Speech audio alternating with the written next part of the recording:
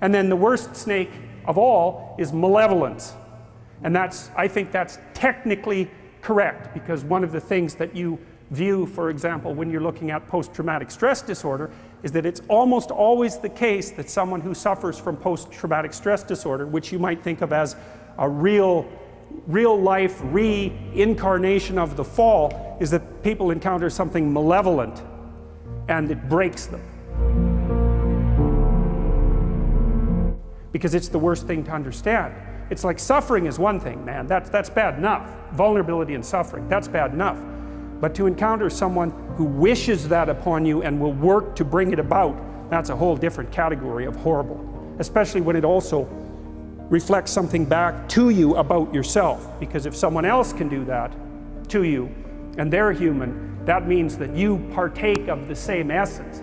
Strangely enough, that's actually the cure to some degree to post-traumatic stress disorder.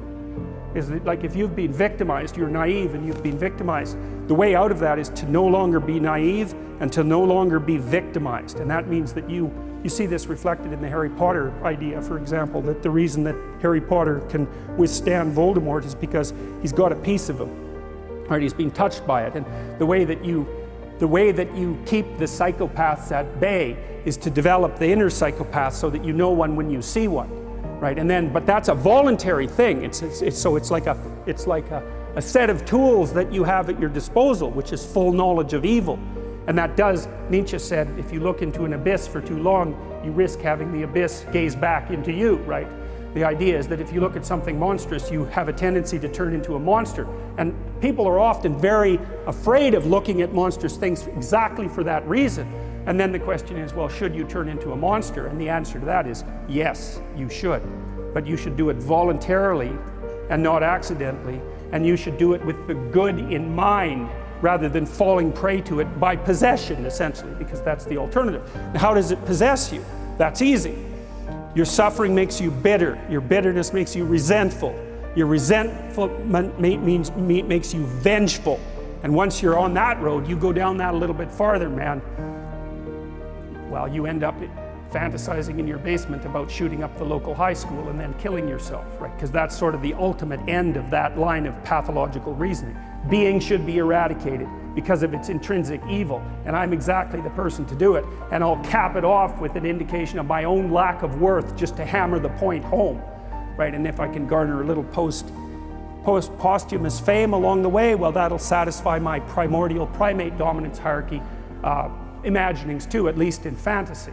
So, you know, it's the full package if you want to go down that route. And of course, people don't like to think about that sort of thing, and it's no bloody wonder. But without the capability for mayhem, you're a potential victim to mayhem.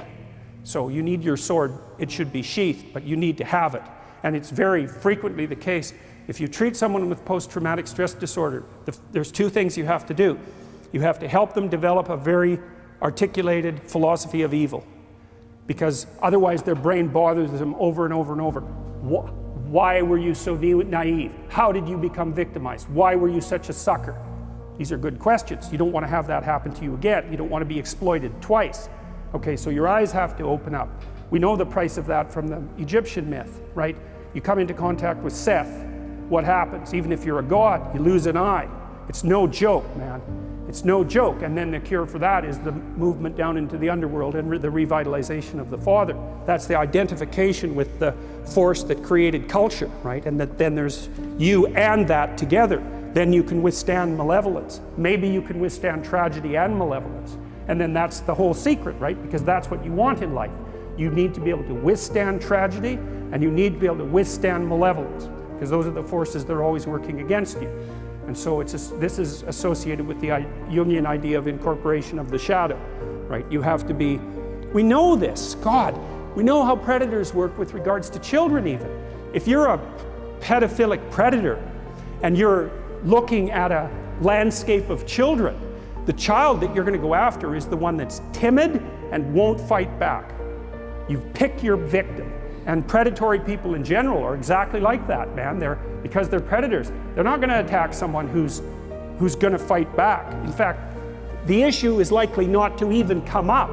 They're going to be looking for someone, one way or another, that cannot conceptualize what they are. And then perfect. It's an open season, man. It's open season. And so if you're treating someone with post-traumatic stress disorder, first, they need an introduction to the philosophy of malevolence, and second, they have to learn to become dangerous, because that's the only way out. What's the alternative? They get these recurrent thoughts about their vulnerability in the face of malevolence and their own naivety, because by definition, if someone psychopathic has exploited you, you're too naive. It's a definitional issue. You can say, well, that's no fault of mine. How the hell could I be prepared? Fair enough, man. Perfectly reasonable objection. Doesn't solve your problem. All right, so anyways, out there in the underworld, in the place beyond your current conceptualizations, that's the place of death and nature, and it's beyond the light, and it's also the place of hell, and that's what you see here. And how do you conceptualize that? Well, one of the things you'll see, if you're interested in this sort of thing, if you ever go read the writings of the Columbine killers, the teens, they're very interesting. They're very much worth reading, especially, I think it's Dylan Klebold, who was the more literate of the two. But he tells you exactly where he went after brooding and brooding and brooding on his isolation and segregation from mankind. So he's out there he's out there in a chaotic domain, and because he's tortured by that, his thoughts take an unbelievably dark turn. Like, it's unimaginably dark. If you're interested in that sort of thing, you could read that. There's another book you could read called Panzram, Panzram, and it's a fascinating book. It's about this guy who, I think he raped 1,200 men. So that sort of tells you what sort of guy he was. Extraordinarily physically powerful and brutal and malevolent. And he was kind of a juvenile delinquent type, and they put him in a reform school, and he was not well treated in that reform school. It's sort of like the worst of the Canadian residential schools. And when he came out, he was not a happy boy. And so he spent the rest of his life trying to be as destructive as he could possibly imagine, and purely, consciously, with malevolent intent. And then, and believe me, he was pretty destructive. He kept track of the dollar value of all the buildings he burned down. He tried to start a war between Britain and the United States. Like, he was all out for all-out mayhem. His dying words, that they were going to hang him, he told the guy who was going to hang him, he said, "Hurry up, you Hoosier bastard. I could kill 12 men in the time it takes you to hang me." And that's exactly the sort of person he was. And he made friends with this physician in the prison, who he thought was like the first person who ever did something nice for him, gave him $1 for cigarettes, if I remember correctly, and the physician encouraged him to write his autobiography. And so he did, and it's available. And so if you want a view, because you always think of people, you think, well, people have good intentions, that you especially think that if you're naive and agreeable. So all of you who are sitting there out there thinking people have good intentions, you're probably high in agreeableness. But that's not always the case.